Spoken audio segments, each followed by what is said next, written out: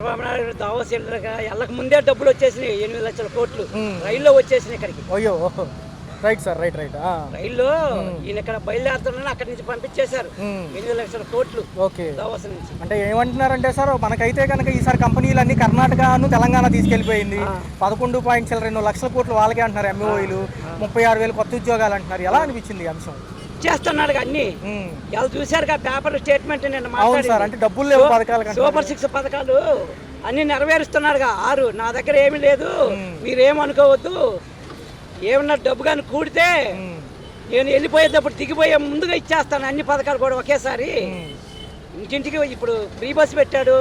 మా ఇంటికి బస్సు వస్తుంది ఫ్రీ బస్సు. మా ఆవిడ ఫ్రీ బస్సు. అయ్యో సార్ ఇంకా అమలు లేదు కదా సార్? అమలే ఇంటికి వెళ్తే మా ఏం అమలేందో కాలేదు, మా ఇంటికి మాత్రం ఫ్రీ బస్సు వస్తుంది. మా ఆవిడ ఆ బస్సులోనే వెళ్తుంది.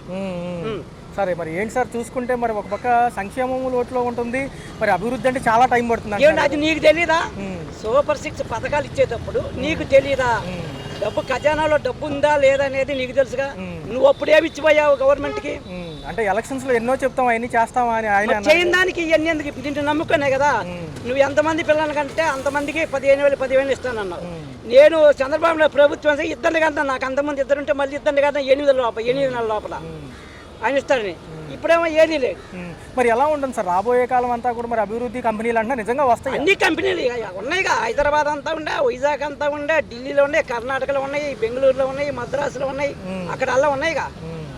మరి నిన్న ప్రకటించిన మాట అప్పుడు మరి గతంలో కూడా ఇదే వేశారు కదా నిండా. అవును, నేనేమి ఇవ్వలేకపోతున్నాను మీరేమనుకోవద్దు. ఖజానాలో డబ్బు లేదు. డబ్బు సమకూర్చిన తర్వాత నేను మీకు అన్ని పథకాలు ఒక్కొక్కటి నెరవేరుస్తాను. నేను కుప్పంలో 3,500 ఎకరాలలో 500 నోట్లు డబ్బులు చెట్లు వేసాను. అదేలేండి సార్. అది అంటే ఈ పార్టీ అంతర్గతంగా మొన్నటి వరకు ముఖ్యమంత్రి ఉప ముఖ్యమంత్రి పదవులు మారుద్దాం అనుకున్నారు. మళ్ళీ తెరపడింది దానికి. తెరపడుద్ది అది మామూలే, అది దించేది కాదు. ఉప ముఖ్యమంత్రి నాకే పదవి వద్దని నేను బహిరంగ లేక. అవును, పవన్ కళ్యాణ్ గారు ఏది ఉండదు. కాకపోతే ప్రజలు పిచ్చోళ్ళు చేయడానికి కోసమే తప్పక రెండోది ఏమి ఉండదు. పవన్ కళ్యాణ్ దించేది కాదు, వాడు ఎక్కేది కాదు. పవన్ కళ్యాణ్ దించిన పార్టీ ఉంటుందా? ఉంటదా పార్టీ అసలు?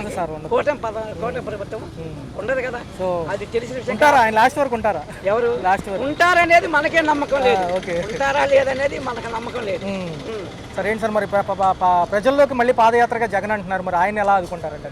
ఆయన ప్రజలు ఆయనకు ఉంది, జనాలలో ప్రజల్లో ఉంది. అది మన ప్రజల్లో ఆదరణ